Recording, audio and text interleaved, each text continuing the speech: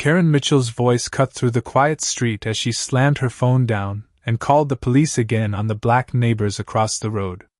The sound of sirens started rising almost immediately, closer than before, louder than before.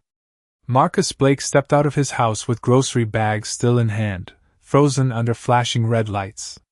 Karen didn't stop. She was already dialing again.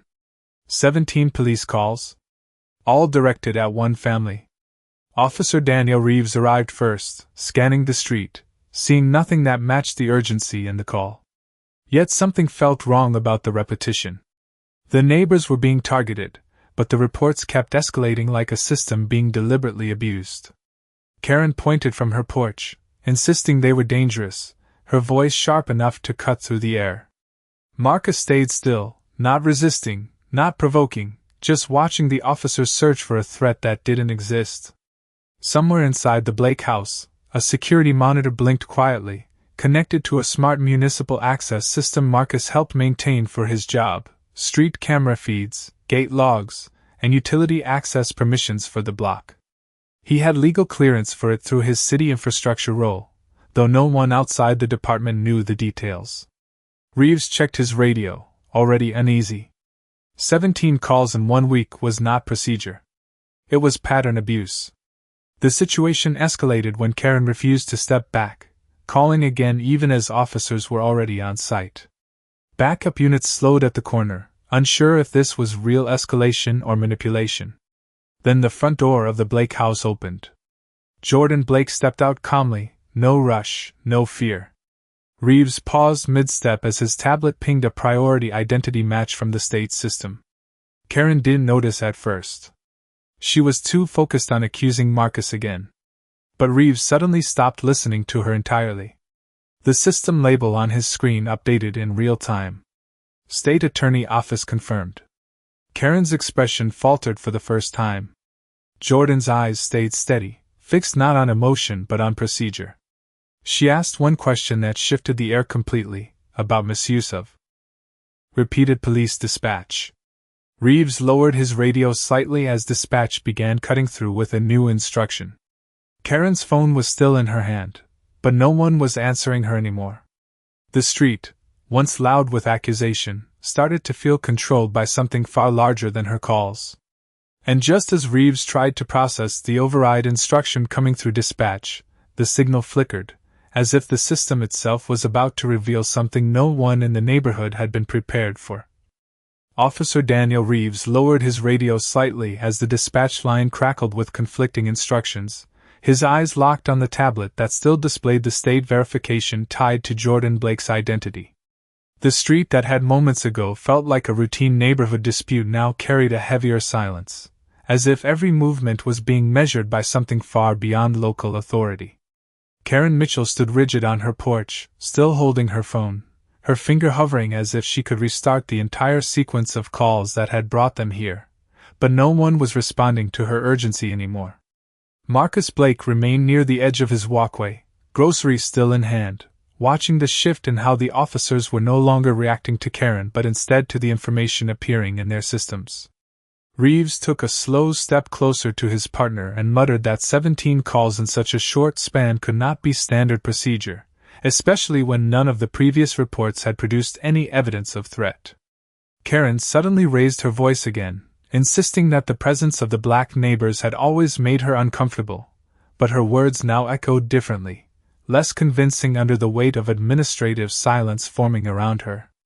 Jordan Blake did not move quickly, she simply stood at the base of the steps, her presence steady and controlled, her gaze not directed at emotion but at structure, as if she were assessing how the system itself had been used. Reeves checked his device again, confirming the designation, and for the first time his posture shifted from enforcement to hesitation. The backup units that had begun to arrive earlier slowed at the corner, awaiting confirmation that never came through with clarity, creating a gap where authority usually filled the space immediately.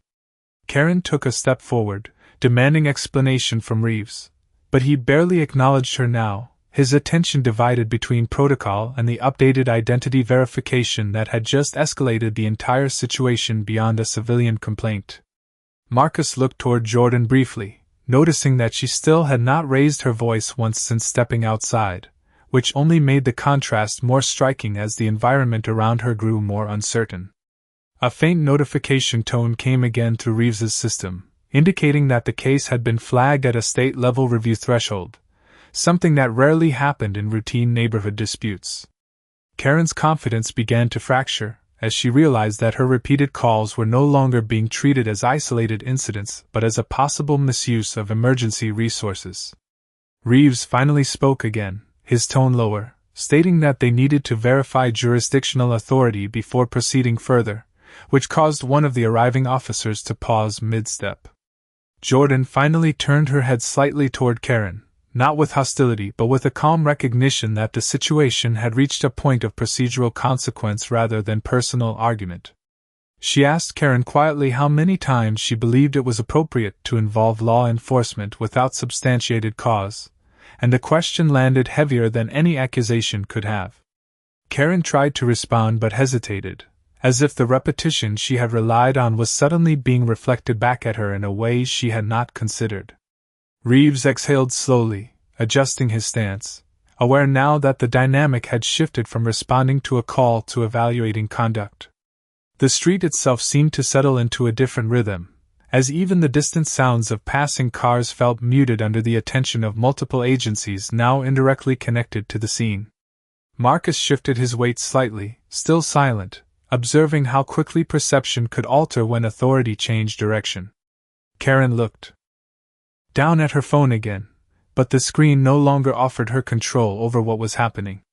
And as Reeves prepared to request formal clarification from dispatch, the state system issued another update that made him freeze mid-breath, because the designation on the screen had just expanded, indicating that the person standing calmly at the base of the steps was not only involved in oversight but directly tied to enforcement authority over the very calls that had brought them all here. Officer Daniel Reeves stood frozen for a moment as the state system on his tablet refreshed again, confirming that Jordan Blake was not just flagged for identity verification but directly tied to a supervisory legal enforcement unit overseeing civilian misuse of emergency dispatch channels. The air around the street felt different now, heavier in a way that made even routine movement feel regulated. Karen Mitchell, still gripping her phone tightly, looked increasingly unsettled as she realized that no one was responding to her voice in the same way anymore, not the officers, not the dispatch line, and not even the neighbors she had been trying to control through repeated complaints. Marcus Blake remained near his walkway, his groceries now resting on the ground beside him, his attention fixed on the silent recalibration happening among the officers who had arrived expecting a standard disturbance report. Reeves lowered his voice into his radio again, requesting formal confirmation from dispatch, but the reply that came back was delayed, fragmented, and then replaced by a higher authority override message that forced him to pause mid-transmission. Karen attempted to reassert her position, insisting that her safety concerns had been ignored for too long, but her words were no longer triggering immediate procedural response. Instead, they were being logged, reviewed, and categorized in real time by the system that Jordan Blake was now clearly connected to. Jordan herself remained composed, her stance unchanged, her focus not on Karen's emotion but on the procedural breakdown that had allowed 17 separate emergency calls to escalate without proper verification thresholds being enforced earlier. Reeves took a careful step forward, now addressing Jordan directly, asking for clarification of her role in relation to the dispatch system, and for the first time his tone carried caution instead of authority. Jordan answered simply that her office monitored abuse patterns in emergency communication systems and ensured that repeated misuse was flagged before it escalated into unnecessary deployment of public safety resources. The statement shifted the entire dynamic again, because it reframed what had been treated as a neighborhood complaint into a matter of systemic accountability. Karen's breathing became more uneven as she realized that the structure she had relied on was no longer reacting to her narrative alone, but was now evaluating her actions through a broader enforcement framework. Marcus exchanged a brief glance with Jordan, noticing that she had not once raised her voice, yet the entire environment seemed to respond to her presence as if it had already been briefed on her authority. One of the backup officers stepped forward slightly, then stopped when Reeves raised his hand, signaling that no further action should be taken without confirmation from higher command. The radio finally came through clearly, instructing all units to maintain observation only and to cease escalation until legal oversight was confirmed on scene. Karen shook her head slowly, trying to regain control of the situation by repeating her original claims, but even she could hear the difference in how her words were landing now, no longer triggering immediate compliance but instead triggering documentation. Jordan finally took a small step closer, her voice calm but precise as she stated that repeated false or unverified emergency calls could create measurable risk for both law enforcement resource allocation and community trust metrics, and that those patterns were now under review. Reeves listened carefully, realizing that every call logged from this address had already been compiled into a structured report that he had not seen until this moment. Marcus quietly bent down to pick up one of his grocery bags, his movements slow and controlled, as if he was trying not to disturb the unfolding procedural shift happening in front of his home. Karen's phone screen lit up again, but this time it was not an outgoing call, it was an incoming notification indicating that her recent emergency dispatch requests were under administrative review. She stared at it in disbelief, her confidence eroding as she realized she was no longer directing the situation, but being assessed by it. Reeves finally spoke again, stating that all officers would remain on standby while state-level authority completed review, and as he said it, the significance of Jordan's presence became fully clear to everyone standing there. The street that had begun as a simple complaint scene had now transformed into a controlled legal observation point, and as Jordan turned slightly toward the house as if preparing to proceed with next procedural steps, the dispatch system on Reeves's device issued one final update that caused him to lower his eyes slowly. Because the designation now confirmed that the authority reviewing this case had full jurisdiction over every call that had been made, and what came next would determine not only the outcome of the neighborhood dispute, but the legality of all 17 prior complaints. Officer Daniel Reeves kept his eyes on the updated dispatch feed as the system finalized a jurisdictional lock confirming that all active response protocols for the current address were now subject to state-level legal oversight, not local enforcement discretion. The street remained still, but the stillness now carried structure, as if every person present understood that nothing spoken from this point forward would exist outside official record. Karen Mitchell stood near her porch railing, her grip on her phone loosening slightly as repeated attempts to reinitiate another emergency call failed to produce any response connection, replaced instead by a system message indicating that her prior calls were under active review. Marcus Blake slowly collected his grocery bags from the ground, his movements careful and unhurried, watching how the officers no longer reacted to Karen's voice with immediate procedural urgency. Jordan Blake remained at the base of the steps, her posture unchanged, her attention fixed on Reeves as if confirming that the procedural shift had been fully recognized by field units. Reeves finally lowered his radio completely, acknowledging that further escalation was no longer within his authority without direct confirmation from State Command. Karen broke the silence first, her voice sharper now but lacking the earlier confidence, insisting that she had only ever been trying to ensure safety in her neighborhood. The words, however, no longer triggered immediate validation, instead they were absorbed into a system already categorizing frequency, intent, and jurisdictional misuse patterns across all 17 prior reports. Jordan responded calmly, stating that the review process was not focused on intent alone but on the impact of repeated emergency activation without verified cause, especially when it had required multiple police deployments across a single residential block. Reeves glanced briefly toward Marcus, noting that despite being the subject of repeated complaints, he had shown no sign of obstruction or escalation at any point during the interactions. One of the backup officers adjusted his position slightly, awaiting instruction that no longer came from Karen's presence but from centralized command confirmation now overriding local discretion. Karen attempted once more to justify her calls, but her voice faltered as she realized even the officers closest to her were no longer responding to her statements with immediate acknowledgement.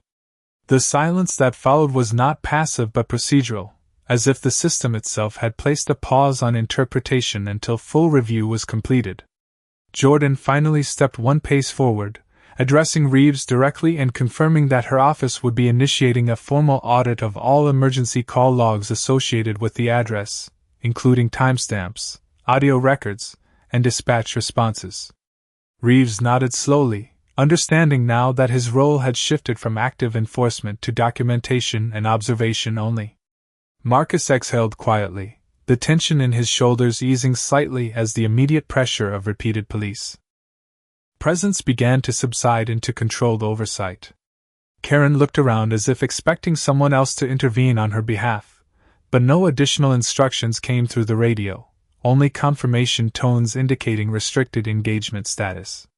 Jordan's tone remained steady as she explained that misuse of emergency systems, regardless of subjective perception, could generate cascading resource strain across multiple precincts when repeated beyond threshold limits.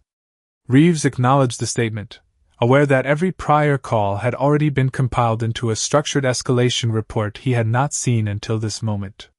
The neighborhood itself seemed to recalibrate, with neighbors now watching from a distance but no longer reacting aloud, as if waiting for final procedural resolution before resuming normal activity. Karen's phone finally stopped lighting up altogether, its functions replaced by a notification indicating temporary suspension of further emergency dispatch privileges pending review. Marcus bent down again to secure his groceries, his focus returning slowly to normal routine, though the presence of officers still standing nearby kept the atmosphere formally restrained. Jordan turned her head slightly toward the house, signaling that the next phase of evaluation would take place through documentation rather than continued field presence. Reeves confirmed over radio that all units would remain in observation status only, no further engagement authorized without direct command override. Karen stood motionless now, the weight of the procedural shift fully settling in as she realized the system she had repeatedly activated was no longer responding to her control but to its own recorded evidence. And as Jordan prepared to step back inside, Reeves noticed a final update flash across his device, indicating that the state authority review had expanded beyond the current case file into a broader audit of prior emergency activations linked to the same reporting pattern, suggesting that what began as a neighborhood complaint had now evolved into a formal investigation with consequences extending far beyond that single street. Officer Daniel Reeves remained on standby as the state-level system finalized another silent update across his device, expanding the audit scope to include all prior emergency dispatch interactions tied to the same reporting source and neighborhood cluster. The confirmation changed the atmosphere on the street again, not through sound or movement, but through the visible hesitation of authority figures who were no longer operating under simple local procedure. Karen Mitchell stood near her porch, her phone now fully inactive in terms of emergency access, replaced by a formal notice indicating her previous 17 calls were being reviewed for procedural accuracy and possible misuse classification. Her posture had shifted slightly backward, as if the ground beneath her assumptions had become unstable. Marcus Blake slowly placed the last of his grocery bags on the porch step, no longer under direct scrutiny, but still aware that every officer present was now functioning within observation protocol rather than active response. Jordan Blake remained near the base of the steps, her presence unchanged, her attention steady as she reviewed the same system feedback Reeves was seeing, confirming that the escalation threshold had not only been reached but exceeded in a way that triggered administrative oversight at the state enforcement level. Reeves finally spoke into his radio again, requesting a formal confirmation of case transfer status, and the response came back delayed but definitive, stating that all field decisions related to the incident were now subject to centralized review and that no further citizen-driven escalation would be processed without verification review clearance. Karen turned slightly toward Reeves, trying to reassert her position by stating that she had only ever intended to report what she believed was suspicious activity, but her voice no longer carried the same weight within the procedural structure now governing the scene. Jordan responded calmly, explaining that intent was not the only factor under review, but also frequency, consistency, and the allocation of emergency response resources across repeated activations without substantiated evidence. Reeves listened carefully, realizing that what had initially appeared to be a localized neighborhood complaint had been reconstructed by the system into a pattern analysis case involving potential misuse of emergency communication infrastructure. Marcus looked toward Jordan briefly, noticing that she had not raised her voice once since stepping outside, yet every officer present had shifted their stance in response to her verified authority status rather than any verbal escalation. One of the backup officers adjusted his position again, no longer approaching the porch but instead maintaining distance consistent with observation-only protocol, awaiting further instruction that would now come exclusively from state command channels. Karen attempted to speak again, but her words were interrupted by a system notification on Reeves's device indicating that her emergency call privileges had been temporarily suspended pending formal review outcome, a measure automatically triggered when repeated unverified dispatches exceeded operational thresholds. The message appeared not as a warning but as a procedural lock, removing her ability to continue influencing the immediate response system. Reeves exhaled slowly, acknowledging over radio that all units would maintain perimeter observation only and that no further engagement would occur unless explicitly authorized through state override confirmation. The street, once filled with overlapping voices and urgency, now settled into a controlled silence defined by documentation rather than confrontation. Jordan finally turned slightly toward Marcus, confirming in a calm tone that no further immediate enforcement action would be taken at the property level unless new verified information emerged during the review process. Marcus nodded quietly, his attention shifting back to the simple reality of his groceries and his home, as the immediate pressure of repeated police presence began to dissolve into administrative distance. Karen stood still, her earlier certainty replaced by uncertainty, as she realized that the structure she had repeatedly activated was no longer responding to her input but instead evaluating her actions as recorded. Data points. Reeves checked his device one final time, noting that the state review had expanded its scope to include cross-reference dispatch patterns from adjacent precincts, indicating that the case was no longer isolated but part of a broader audit sequence. Jordan remained composed, her role now clearly established within the system as the authority responsible for overseeing misuse escalation outcomes, and not simply as a participant in the neighborhood event. As Reeves confirmed that all field officers would remain in observation status only, the realization settled across the scene that every prior assumption had been replaced by procedural structure, and as Jordan turned slightly back toward the house, the next system update appeared on Reeves's screen indicating that formal investigative review had already begun, compiling a comprehensive timeline of all 17 emergency activations, signaling that what had started as a series of neighborhood complaints was now fully transformed into a documented legal inquiry with consequences extending far beyond the immediate street.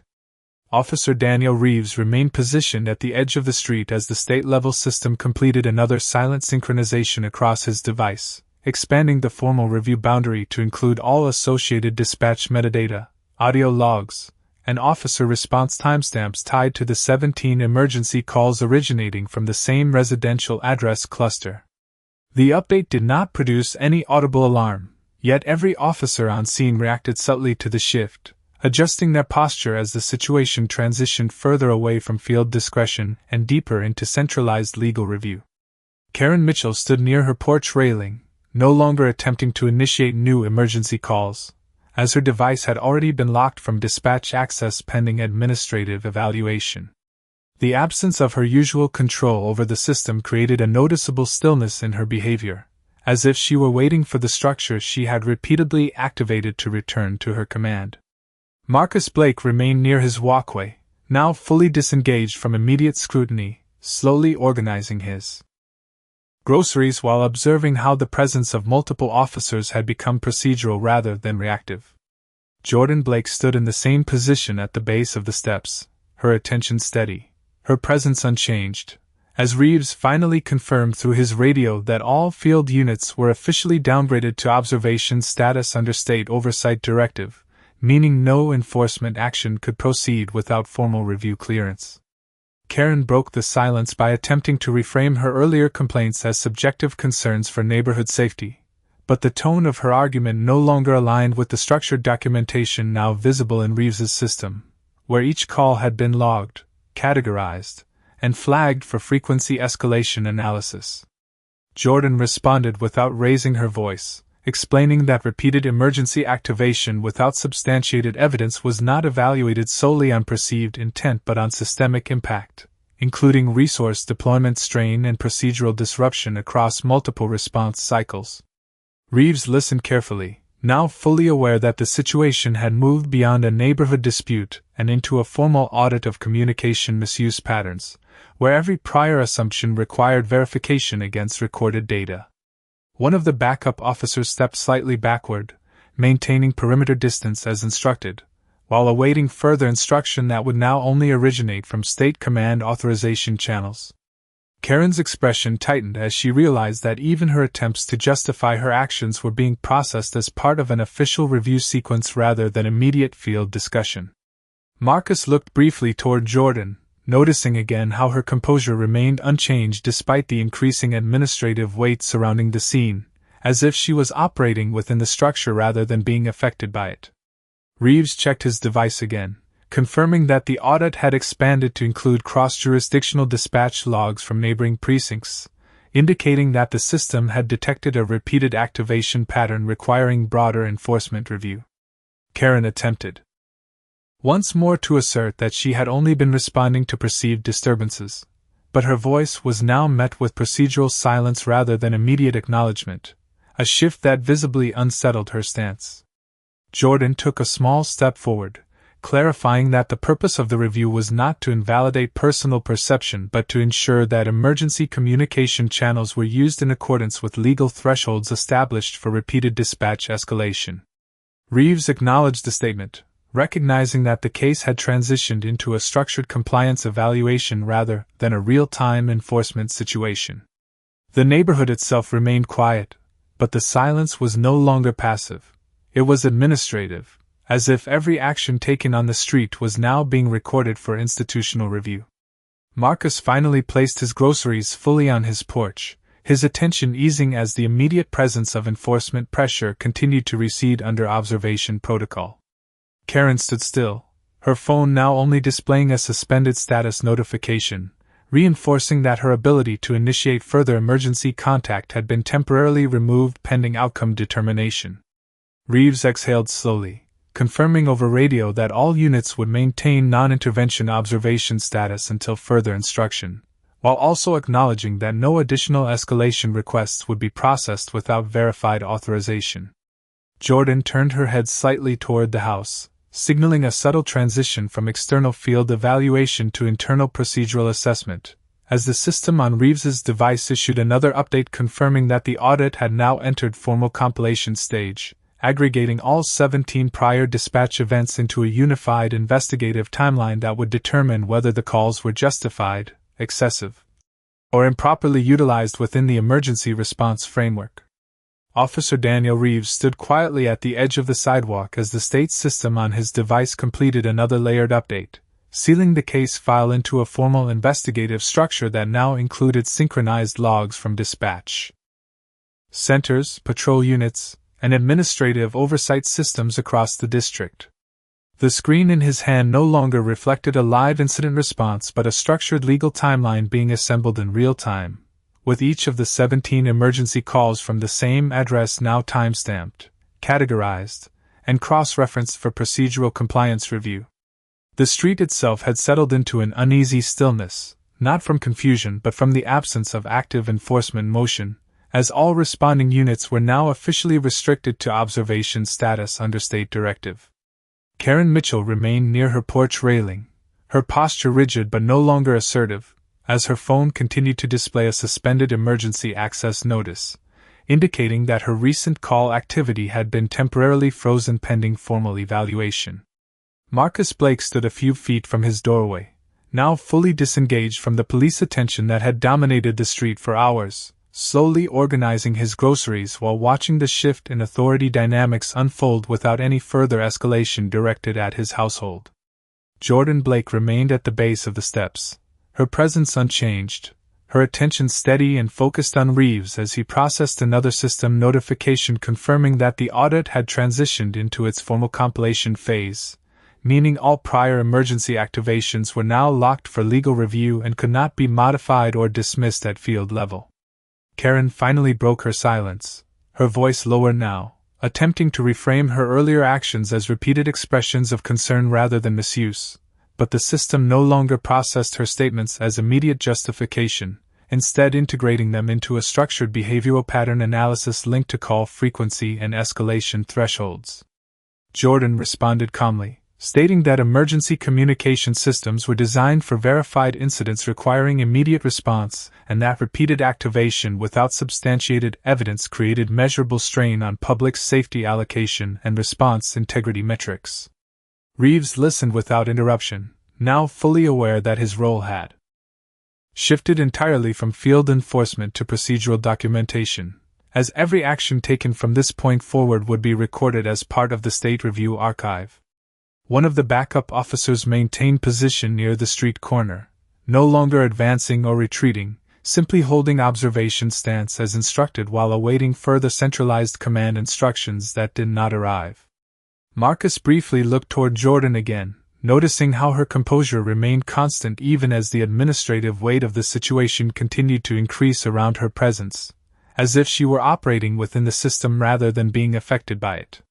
Karen's hands tightened around her phone, even though it no longer functioned as a dispatch tool, and she glanced around as if expecting the procedural structure to revert back to its previous state, but nothing changed. Reeves checked his device once more, confirming that the audit had expanded to include cross-precinct verification logs and automated analysis of response allocation patterns triggered by repeated calls from the same origin point. The system now displayed a consolidated timeline showing each of the 17 emergency activations, including response times, officer arrivals, and lack of verified incident confirmation across multiple instances. Jordan took a small step forward, clarifying that the purpose of the ongoing review was to ensure accountability not only in public reporting but also in how emergency systems were engaged across repeated usage cycles that may indicate pattern-based misuse. Reeves acknowledged the statement, understanding that the case had fully transitioned into a formal compliance evaluation under state jurisdiction, with no further field discretion available. The neighborhood remained silent, but the silence carried structure, as if every participant now understood they were part of an official record rather than an active dispute. Marcus finally placed his groceries fully on the porch step, his movements slower now, signaling that the immediate tension of repeated enforcement presence had finally eased into controlled oversight.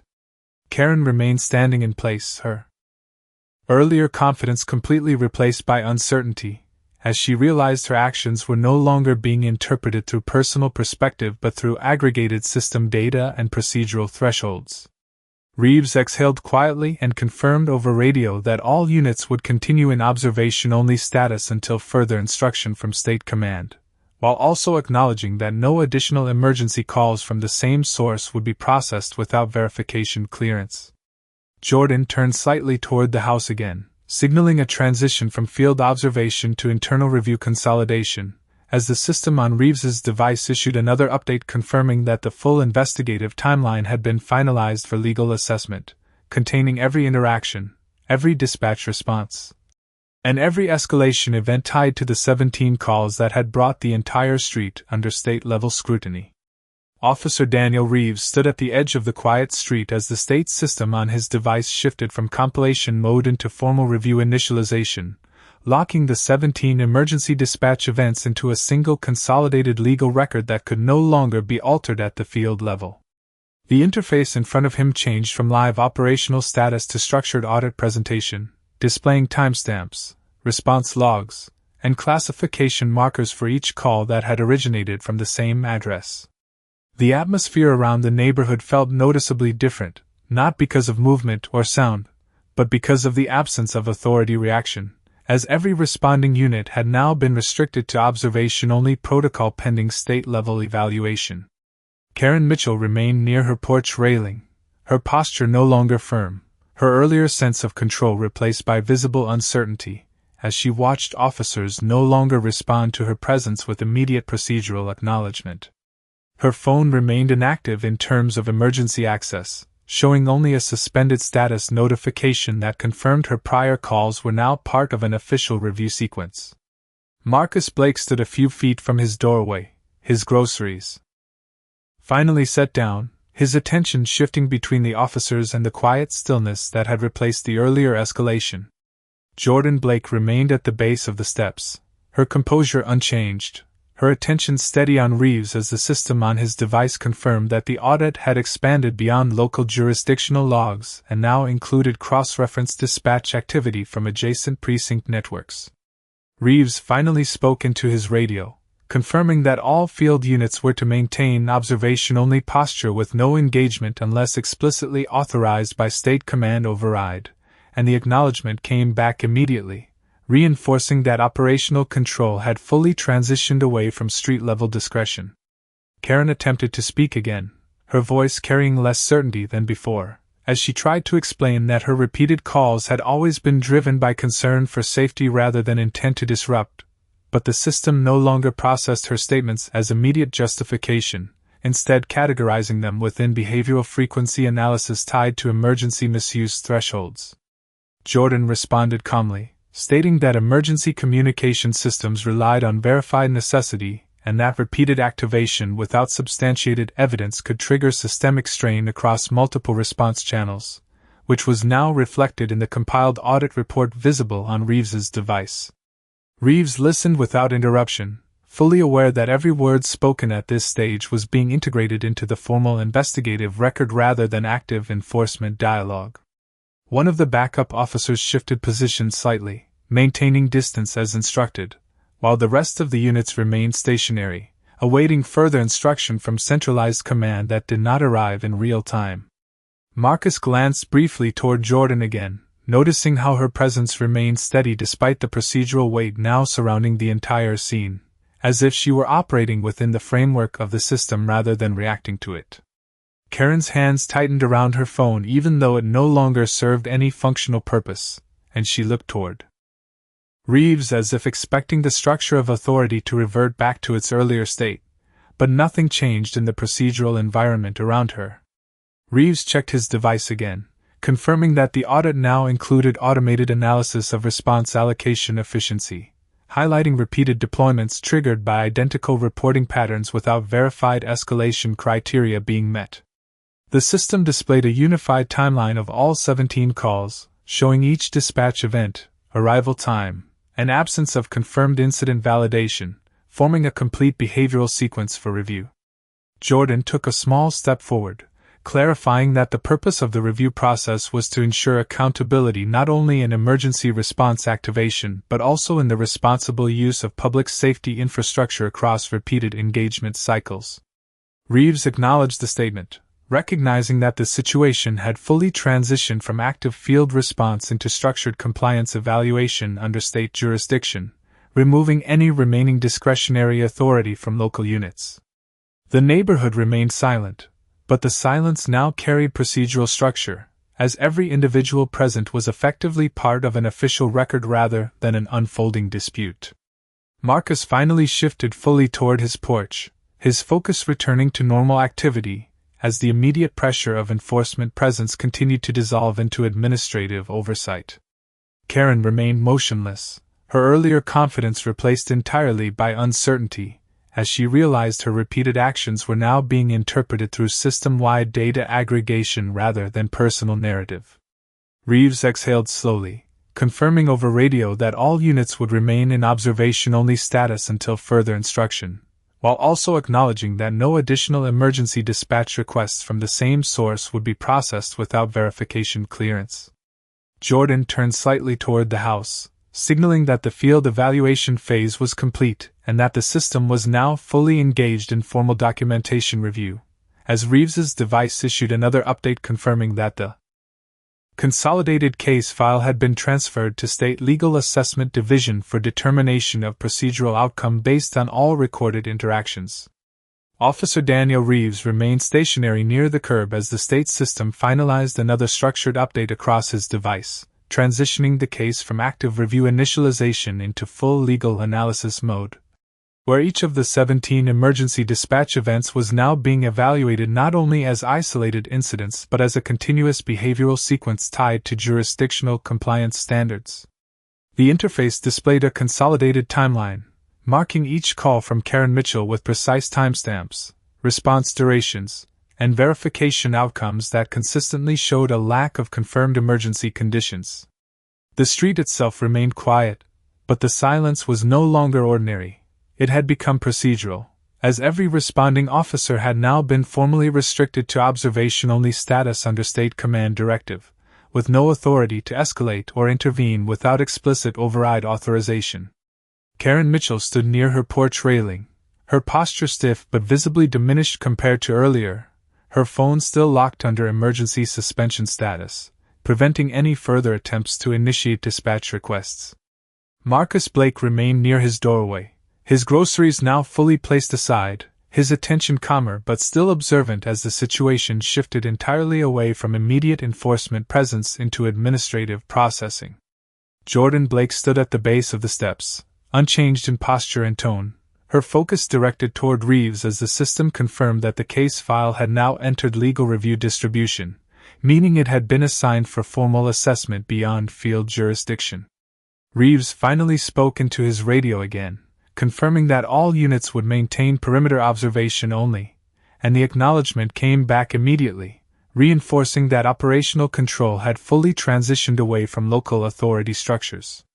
Karen attempted once more to speak, her voice now noticeably less certain, as she tried to reassert that her repeated calls had always been driven by concern for neighborhood safety, but the system no longer treated her statements as immediate justification, instead categorizing them within structured behavioral analysis linked to repeated emergency activation patterns. Jordan responded calmly, explaining that emergency communication systems were designed to prioritize verified and time-sensitive threats, and that repeated activation without substantiated evidence created measurable strain on dispatch allocation and response integrity frameworks, which was now clearly reflected in the consolidated audit visible on Reeves's device. Reeves listened without interruption, fully aware that every statement made at this stage was being recorded as part of the formal investigative record, no longer part of real-time field interaction. One of the backup officers adjusted his stance slightly at the edge of the street, maintaining distance as instructed, while the rest of the units remained in controlled observation posture awaiting further instruction from state command channels that had not yet issued additional directives. Marcus briefly looked toward Jordan again, noticing how her composure remained steady despite the procedural weight surrounding the entire scene, as if she were operating within the enforcement structure rather than reacting to it. Karen's grip tightened briefly on her phone, even though it no longer functioned as an active communication tool, and she glanced toward Reeves as if expecting procedural authority to revert back to its earlier state of responsiveness, but nothing changed in the system or in the officer's posture. Reeves checked his device again, confirming that the audit had now expanded into cross-reference dispatch analysis across multiple precinct databases, identifying a repeated pattern of emergency activation originating from the same address without corresponding verified incidents. The system displayed a unified visual timeline showing all 17 calls, each marked with response deployment, arrival confirmation, and absence of validated emergency conditions, forming a complete structured case profile for legal evaluation. Jordan took a small step forward, clarifying that the review process would now assess not only the frequency of calls but also the impact on emergency resource distribution and operational efficiency across the affected response network.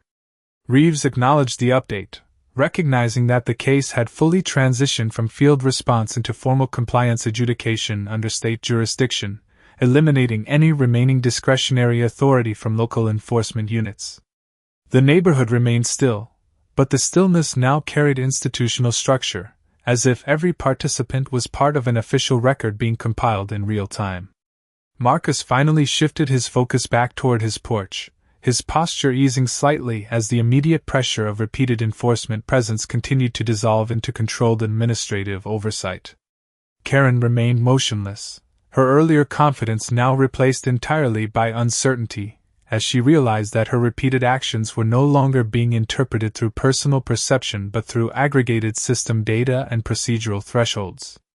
Reeves exhaled slowly, confirming over radio that all units would maintain observation-only status until further instruction, while also acknowledging that no additional emergency dispatch requests from the same source would be processed without formal verification clearance. Jordan turned slightly toward the house, signaling that the field engagement phase had fully concluded, and as Reeves's device issued another update confirming transfer of the consolidated case file to State Legal Assessment Division, the system indicated that the next stage would determine procedural accountability based on all recorded interactions, marking the point where the entire sequence of 17 emergency calls transitioned from neighborhood dispute into formal legal review with consequences now dependent entirely on the documented evidence. Officer Daniel Reeves remained still at the edge of the street as the state system finalized the transition of the case file into formal legal adjudication mode, where all 17 emergency dispatch events were now fully locked into an immutable review structure that could no longer be modified at any field level. The device in his hand displayed a consolidated legal timeline, showing each call from Karen Mitchell mapped with exact timestamps, response deployments, and verification outcomes, all consistently marked with the absence of confirmed emergency conditions. The neighborhood remained quiet, but the silence had become institutional, as every officer present was now operating strictly under observation-only directive issued by State Command, with no authority to engage, intervene, or escalate without explicit override authorization. Karen Mitchell stood near her porch railing, her posture no longer rigid with control but instead unsettled, her phone still displaying a full emergency suspension notice that prevented any further contact with dispatch systems. Marcus Blake remained at his doorway, his groceries now fully set down, his attention steady but no longer reactive, as the immediate pressure of repeated police presence had shifted into structured administrative oversight. Jordan Blake stood at the base of the steps, unchanged in demeanor, her focus directed toward Reeves as the system confirmed that the case had officially entered State Legal Assessment Division, meaning the investigation was no longer procedural observation but formal determination of accountability. Reeves finally spoke into his radio, confirming that all field units would remain in observation-only status until further instruction, and the acknowledgement returned immediately, reinforcing that operational control had fully transitioned away from local enforcement authority. Karen attempted to speak again, her voice now noticeably less stable, as she tried to reframe her previous actions as precautionary responses to perceived threats, but the system no longer processed her statements as immediate justification, instead categorizing them within a structured behavioral pattern analysis tied to repeated emergency activation frequency and resource deployment impact. Jordan responded calmly, stating that emergency communication infrastructure was designed to prioritize verified threats requiring immediate response, and that repeated activation without substantiated evidence created measurable strain on emergency allocation systems, which was now clearly reflected in the consolidated audit visible on Reeves's device. Reeves listened without interruption, fully aware that every statement made at this stage was being recorded as part of the formal legal record, no longer part of field interaction or discretionary interpretation.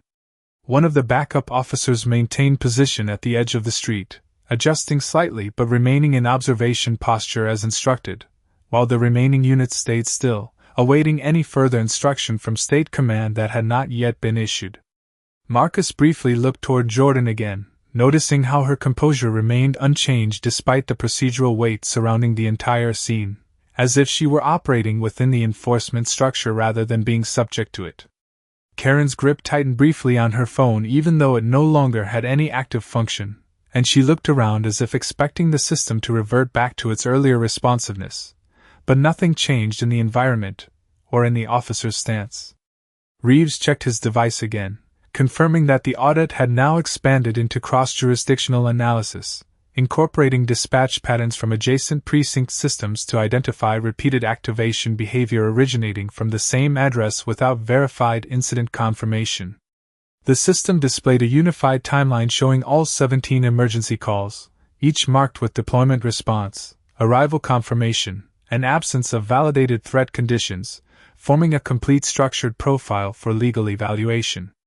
Jordan took a small step forward, clarifying that the review process now extended beyond call frequency into systemic impact assessment, including emergency resource allocation efficiency and potential disruption to public safety response readiness. Reeves acknowledged the update, recognizing that the case had fully transitioned from field-level response into formal compliance adjudication under state jurisdiction, removing any remaining discretionary authority from local enforcement units. The neighborhood remained still, but the stillness now carried procedural structure, as every participant present was effectively part of an official legal record being compiled in real time. Marcus finally shifted his attention back toward his porch, his posture easing slightly as the immediate presence of enforcement pressure continued to dissolve into controlled administrative oversight. Karen remained motionless, her earlier confidence now completely replaced by uncertainty, as she realized that her repeated actions were no longer being interpreted through personal intent but through aggregated system data, procedural thresholds, and documented behavioral patterns. Reeves exhaled slowly, confirming over radio that all units would maintain observation-only status until further instruction, while also acknowledging that no additional emergency dispatch requests from the same source would be processed without formal verification clearance. Jordan turned slightly toward the house, signaling that the field engagement phase had fully concluded, and as Reeves's device issued another update confirming that the consolidated case file had been transferred to State Legal Assessment Division for final determination, the system indicated that the next stage would involve official accountability review based on all recorded interactions, marking the moment where the entire sequence of 17 emergency calls transitioned completely from neighborhood dispute into formal legal proceeding under state authority. Officer Daniel Reeves remained at the curb as the state legal system completed another procedural transition on his device, shifting the case file from active review status into formal adjudication processing, where all 17 emergency dispatch events were now permanently secured within a verified evidence archive. The screen displayed a structured timeline that no longer updated in real time but instead reflected finalized entries, each marked with dispatch timestamps, officer arrival logs, and consistent verification results indicating no confirmed emergency conditions across all recorded incidents. The street itself had settled into a controlled quiet, not from uncertainty but from administrative completion, as every responding unit remained under strict observation-only directive issued by State Command, with all local enforcement authorities suspended pending legal determination. Karen Mitchell stood near her porch railing, no longer attempting to interact with her phone, which now displayed a permanent restriction notice indicating that her emergency access privileges were under formal suspension review pending outcome of the state investigation. Her posture had changed noticeably, her earlier sense of control replaced by stillness that suggested recognition of consequence rather than confrontation. Marcus Blake remained near his doorway, his groceries now fully placed inside, his attention no longer focused on the officers but on the absence of further escalation, as the pressure that had defined the entire street earlier in the day continued to dissolve into structured oversight.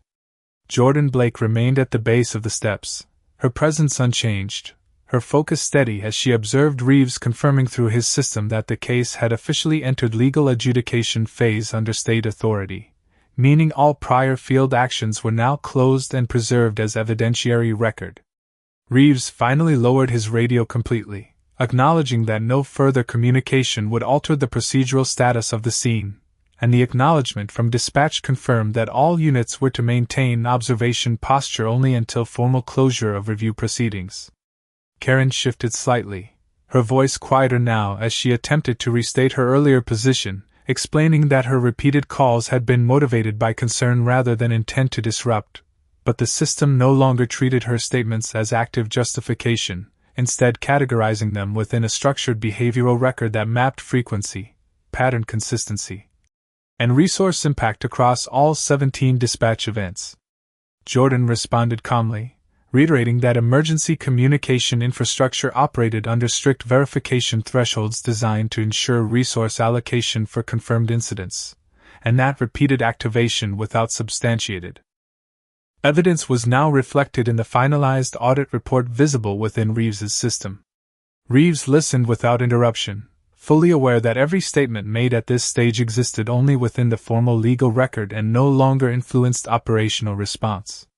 One of the backup officers remained positioned at the edge of the street, maintaining distance and observation stance as instructed, while the remaining units stayed stationary, awaiting final procedural confirmation that would only come from state-level adjudication authority. Marcus briefly looked toward Jordan again, noting how her composure remained unchanged even as the entire environment had transitioned from active enforcement to formal legal processing, as if she had always been operating within the structure that others were only now recognizing. Karen's hands lowered slowly from her phone, which no longer functioned in any operational capacity, and she stared at it briefly as if expecting it to restore its previous connection, but nothing responded. Reeves checked his device once more, confirming that the consolidated case file had been fully transmitted to the State Legal Review Division, where all 17 emergency calls were now compiled into a single evidentiary sequence for final determination of procedural compliance and potential misuse classification. The system displayed no further pending actions, only a completed timeline and a status indicator showing adjudication in progress. Jordan took a small step forward, clarifying that the review process would now evaluate not only individual call validity but also cumulative impact on emergency response allocation systems and jurisdictional resource efficiency metrics. Reeves acknowledged the update, recognizing that his role in the matter had fully concluded at the field level, with all remaining decisions now transferred to legal oversight authority. The neighborhood remained quiet, but the quiet now carried institutional finality, as every presence on the street had effectively become part of a documented legal sequence. Marcus finally turned fully toward his home, his posture relaxed as the immediate presence of enforcement oversight had fully transitioned into administrative closure. Karen remained still, her earlier confidence entirely replaced by awareness of procedural consequence, as she understood that her repeated actions were no longer interpreted through personal perspective but through aggregated system records and formal compliance thresholds. Reeves exhaled slowly, confirming over radio that all units would remain in observation-only status until formal case closure notification, while also acknowledging that no further emergency dispatch activity would be processed from the same source without completed legal resolution. Jordan turned slightly toward the house, signaling the end of field-level engagement, and as Reeves's device issued its final update confirming that the case had entered State Adjudication Review Board for determination, the system indicated that all actions moving forward would be based solely on documented evidence, marking the full transition of 17 emergency calls from neighborhood complaint into a completed legal case file awaiting final ruling. Officer Daniel Reeves stood quietly at the curb as the state system finalized the transition of the case into full adjudication review board status, where all 17 emergency dispatch events were now permanently sealed into a unified legal record for final determination. The device in his hand no longer showed active monitoring but a completed structured case file, with each entry locked into verified timestamps, response logs, and system-validated absence of confirmed emergency conditions. The street around him remained still, but the stillness now felt final, as every responding unit had fully shifted into observation-only posture with no authority to act unless explicitly reactivated by state-level directive. Karen Mitchell stood near her porch railing, no longer attempting to engage with her phone, which had now fully transitioned into a suspended account state with formal notice indicating her emergency dispatch privileges were under review pending legal resolution. Her posture had softened slightly, not from relief but from the weight of procedural finality settling into the space where control had once existed. Marcus Blake remained near his doorway, his groceries fully inside now, his attention no longer focused on enforcement presence but on the quiet return of normal movement beginning to re-emerge around his home. Jordan Blake remained at the base of the steps, her presence unchanged, her focus steady as Reeves confirmed through his device that the adjudication board had received the full consolidated case file, including all 17 dispatch records, officer response logs, and jurisdictional escalation data. Reeves lowered his radio completely, acknowledging that all field-level operations were now officially closed, and dispatch confirmed that no further emergency activity would be processed from the same origin until legal determination was issued. Karen finally spoke again, her voice lower and more uncertain, attempting once more to frame her repeated calls as precautionary actions, but the system no longer interpreted her statements as active justification, instead placing them into structured behavioral review documentation tied to repeated activation patterns and resource utilization impact analysis.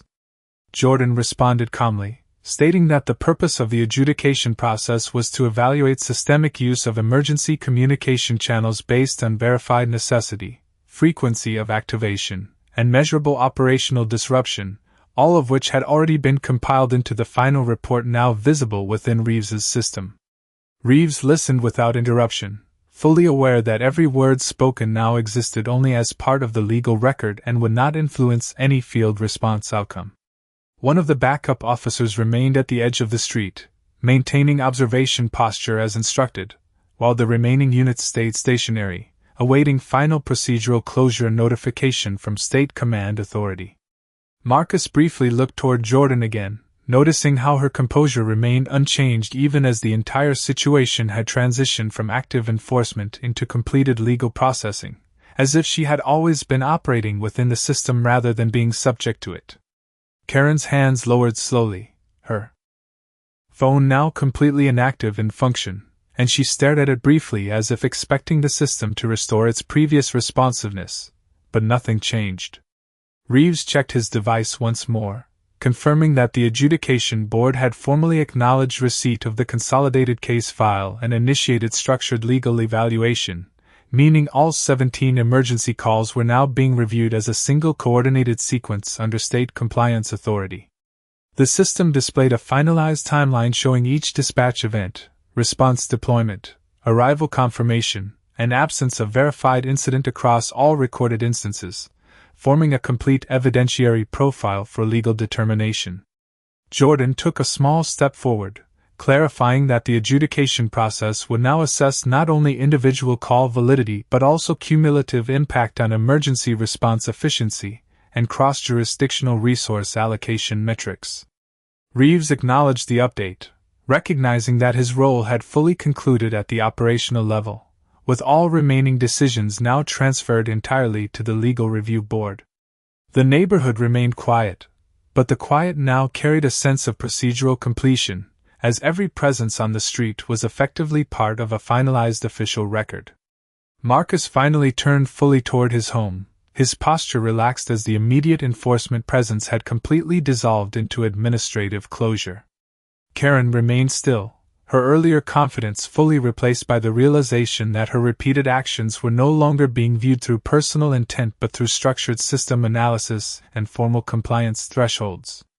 Reeves exhaled slowly, confirming over radio that all units would remain in observation-only status until final adjudication notification, while also acknowledging that no further emergency dispatch activity would be accepted from the same source pending legal outcome. Jordan turned slightly toward the house, signaling that the field phase had fully ended, and as Reeves's device issued its final confirmation that the case had been formally accepted by the State Adjudication Review Board for ruling based on complete documented evidence, the system indicated that the entire sequence of 17 emergency calls had now transitioned fully from neighborhood complaint into a closed legal record awaiting final determination of accountability. Officer Daniel Reeves remained at the curb as the state adjudication system on his device confirmed the final transition of the case into closed legal review status, where all 17 emergency dispatch events were now permanently archived as a single consolidated evidentiary record awaiting official ruling from the State Adjudication Board. The interface no longer showed active updates, only a finalized timeline with each call precisely logged, including timestamps, response deployment records, and verification outcomes consistently marked as unsubstantiated emergency conditions across the entire sequence. The street around him was quiet in a way that felt complete, not temporary, as every responding unit had already confirmed observation-only status termination and returned to standard patrol routing under administrative closure protocol. Karen Mitchell stood near her porch railing, no longer holding her phone in any active manner, as the device now displayed a permanent system notice confirming that her emergency dispatch privileges had been fully suspended pending final adjudication outcome. Her posture remained still, but the tension that had defined her earlier presence had shifted into something more subdued, as if the structure she had repeatedly engaged with had now concluded its response cycle without her influence. Marcus Blake stood at his doorway, his groceries fully inside, his attention no longer drawn to enforcement presence but to the quiet return of normal neighborhood rhythm beginning to re-establish itself after the extended procedural intervention. Jordan Blake remained at the base of the steps, unchanged in stance, her attention steady as Reeves confirmed through his device that the State Adjudication Board had officially acknowledged receipt of the consolidated case file and initiated final evaluation under structured legal review authority. Reeves lowered his radio completely, acknowledging that all field operations had been formally closed and that no further emergency response activity would be processed from the same origin until a final ruling was issued. Karen finally spoke again, her voice quieter now, attempting to restate her earlier position as precautionary concern for neighborhood safety, but the system no longer processed her statements as active justification, instead categorizing them within the finalized behavioral review profile tied to repeated emergency activation patterns and documented resource utilization impact across all 17 dispatch events. Jordan responded calmly, stating that the adjudication process was designed to evaluate both individual call validity and cumulative systemic effect on emergency response infrastructure, including allocation efficiency, jurisdictional resource distribution, and compliance with verified incident thresholds, all of which had already been compiled into the final structured report visible within Reeves's system. Reeves listened without interruption, fully aware that every interaction now existed solely within the legal record and would not influence any operational outcome. One of the backup officers maintained position at the edge of the street, no longer adjusting stance or engaging in any active observation beyond procedural presence, while the remaining units had fully returned to standard patrol routing following closure confirmation from State Command. Marcus briefly looked toward Jordan once more, noticing how her composure remained unchanged even as the entire situation had transitioned from active enforcement into completed legal adjudication, as if she had always been operating within the system rather than being subject to it. Karen's hands lowered completely, her phone now fully inactive except for its final suspended status notification, and she stared at it for a moment without expression, as if recognizing that it no longer represented any form of control or access.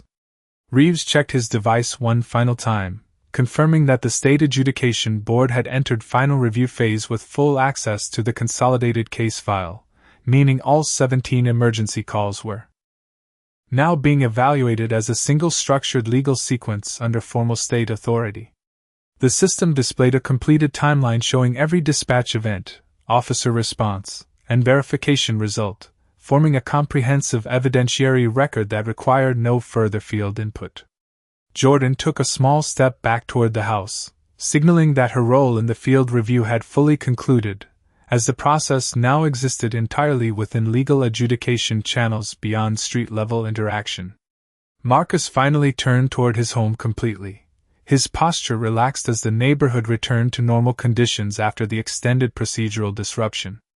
Karen remained still near her porch, no longer attempting to speak or engage, as the weight of the completed system record settled into the silence around her.